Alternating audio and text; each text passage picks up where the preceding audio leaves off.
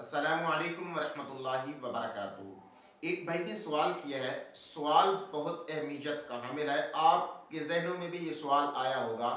کہ آقا علی نبینا علیہ الصلوۃ والسلام کی ایک حدیث مبارکہ ہے۔ آقا علی نبینا علیہ الصلوۃ والسلام نے ارشاد فرمایا کہ جب اللہ تبارک و تعالی ماہ رمضان کو دنیا کے اندر بھیجتا ہے، ماہ رمضان آتا ہے، تو ماہ رمضان کے اندر اللہ تعالیٰ جنت کے دروازوں کو کھول دیتے ہیں اور جہنم کے دروازے اللہ تعالیٰ کے حکم سے بند ہو جاتے ہیں، شیطانوں کو جکڑ دیا جاتا ہے۔ اتنا تو آپ نے سنا ہوگا، لیکن اگلا جو سوال ہے آپ اس کو ملاحظہ فرمائیں۔ سوال یہ ہے کہ جب شیطانوں کو جکڑ دیا جاتا ہے تو یہ جو لوگ عام طور پہ گناہوں میں مشغول ہوتے ہیں، گناہ کر رہے ہوتے ہیں، روزہ نہیں رکھتے، نمازیں نہیں پڑھتے، قرآن کی طرف توجہ نہیں کرتے، تو جب شیطان تو باندھے ہوئے ہیں، شیطانوں کو تو جکڑا ہوا ہے حدیث مبارکہ کی روح سے، تو یہ کیسے ہوگا؟ یعنی کہ لوگ پھر اللہ تعالیٰ کی طرف کیوں نہیں آ رہے؟ اس کا جواب یہ ہے کہ آقا علی نبینا علیہ الصلوۃ والسلام کی حدیث مبارکہ ہے، آپ نے اس کو بغور سننا ہے، تو پھر آپ کو معلوم ہوگا کہ کس طریقے سے آقا علیہ الصلوۃ والسلام نے اس کا جواب عنایت فرمایا ہے۔ مرآۃ المناجی جلد نمبر 3 صفحہ نمبر 141، مکتبہ ضیاء القرآن، یہ مکتبہ ہے، اس کی چھپی ہوئی ہے، اس کے اندر اس کو بیان کیا گیا ہے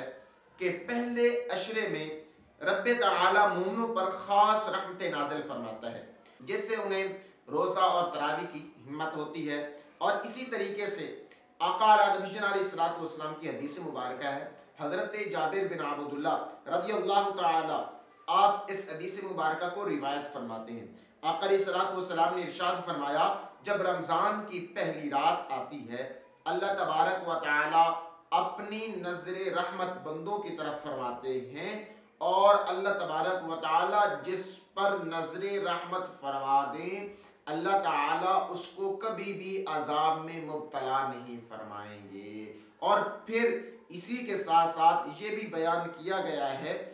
کہ اس مہینے میں جو کوئی شخص گناہ کرتا ہے وہ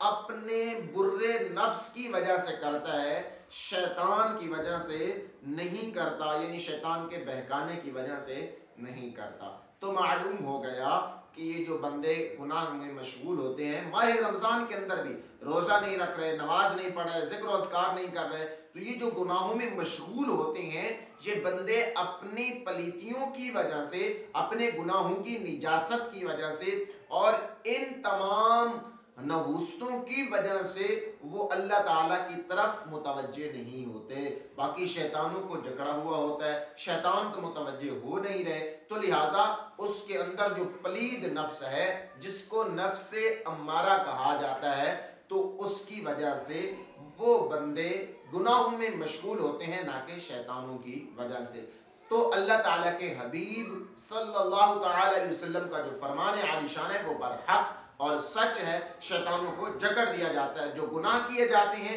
یہ بندوں کے اپنے کرتوتوں کی وجہ سے اور اپنے نفس، اپنے دل کی وجہ سے کرتے ہیں، اللہ تعالیٰ شیطانوں کو جکڑے ہوئے ہوتا ہے۔ تو امید ہے آپ کو یہ ویڈیو اچھی لگی ہوگی۔ ویڈیو اچھی لگے تو ہماری اس ویڈیو کو لائک کیجئے، چینل پہ نئے تو چینل کو لازمی طور پہ سبسکرائب کیجئے۔ السلام علیکم ورحمۃ اللہ